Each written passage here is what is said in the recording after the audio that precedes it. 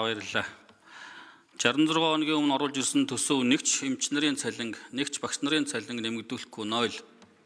Ахмадуудын тэтгэврийг 6% нэмэгдүүлэхээр орж ирсэн. Нийгмийн шахалт шаардлаганд хөтлөгдөж сая ингээд нэг юм тодорхой хэмжээний нэмэгдлүүдийг хийсэн. Бүх төсвийн ерөнхийлөн захирагчдын, орон нутгийн төсвийн ерөнхийлөн захирагчдын төсвийг танан байж 1.1 их найд төгрөгийг гаргаж ирсэн. За энэ дээр одоо багш нар маань ажил хайлтаа зогсоосон. Гэтэл та бүхэн энэтэй зэрэгцүүлээд дахиад 1.1 их найд төгрөгийн төсөвт өртөгтэй 363 тэрбум төгрөг 2026 онд санхүүжих дүнтэй 111 төсөл хөтөлбөрийг шилжих болоод шинэ хөтөлбөрүүдийг оруулж ирсэн. Энэ үнэн үү гэвэл үнэн. Өчигдөр та бүхэн орой төсвийн байнгын орон дээр санал хурааж дэмжигдсэн. Энийг хараад хоёр нүд орой дээр гайхчаа. Багш эмч нарын цалин нэмэх ямар ч болцоогүй мөнгө байхгүй гэжсэн манай дарга нар яагаад гэнэт ийм их усар гаргаад ирэх болов? Энэ бол цэвэр засгийн газрыг огцруулахгүй асуудал яригдчих үед Арцлан намын тодорхой хэсэг нөхдүүд эрх баригч нарыг хамгаалж өвөр түрүүнд нь орж улаан хамгаалагч болж гүйснийхээ төлөө 1.1 их найд төгрөгөөр тойрогтой хөрөнгө оруулалтын ажил батлуулж өнөөдөр оруулж ирж байгаа нь энэ. Бид бүхэн Арслан намыг буруутгаагүй. Бид бүхэн эрх баригч нам дотроо энэ засгийн газартаа хариуцлага тооцъё. Ажлаа хийж чадахгүй сайд нар олон байна гэж ингэж ярьж исэн юм аа.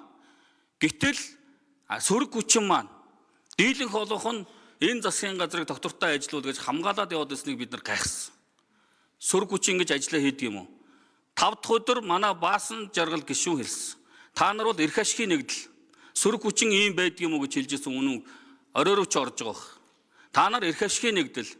Парламентын засаглалыг нухчин дарах гад парламент дээр засгийн газар нь дөрөөлө тоглоод байж хахад ийм засгийн газрыг давруулж та нар орон нутгийнхаа хэдэн тэрбум төгрөгийн тойргийн хөрөнгө оруулалтаар барьцаалж конопо наймаалж засгийн газрыг авч үлдсэн.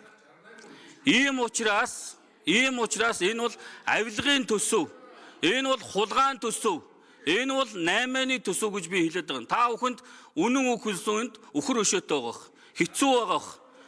Та нар маань яасан эмзэг юм бэ? Та нар бүгд манай нам руу дайрч тавьчлахаараа бүгд захын дуртай үнэ хэлдэг. Та нарт хинч үг хэлж байгаагүй. Та нар яасан эмзэг юм? Та нар хүний олноороо хүнээ барь. Хүн олонхороо хүнээ барьдгүй шүү. Дандаа ийм байхгүй. Та нар ингэж наймац. Би Батцуур дарга танаа хөрөнгө оруулалтын ажлуудыг би үгүйсгээгүй. Альч суман дээр, альч аймаг дээр та бид нэгэн цаг үед орон нутаг өдөрж исэн хүмүүс үед нэг ч хөрөнгө оруулалтын ажил хийж бол баярладаг.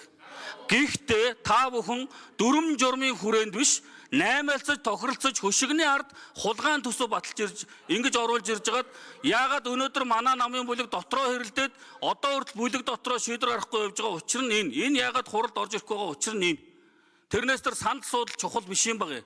Ийм хулгайн төсөв оруулж ирсэн учраас та нар өнөөдөр пүрэвдөрж дарах 7 хоног дамжуулан энэ суудал дээр суужгаад төсвийн хамгийн гол хэлэлцүүлэг 3 дугаар хэлэлцүүлгийг хийж энэ хулгайн төсөв батлуулаад буухж байгаа санаархал нь энэ.